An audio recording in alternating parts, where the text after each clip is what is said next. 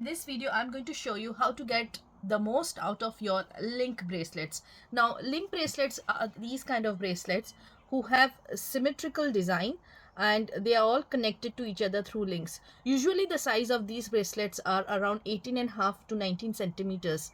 We keep a long bracelet so that it fits all wrists.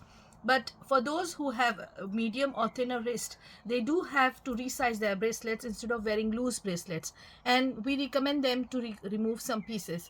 Now these pieces can be used for creating earrings, pendants, rings, etc. So I'm going to show you some examples of how we have remodeled the links of these bracelets into something that's very creative and beautiful. This is an example of an emerald bracelet, and we sold it to a customer. Her wrist size is small and we had to remove one of the links, and we converted it into a necklace. So there it is. It's a pendant on a chain and it looks amazingly beautiful.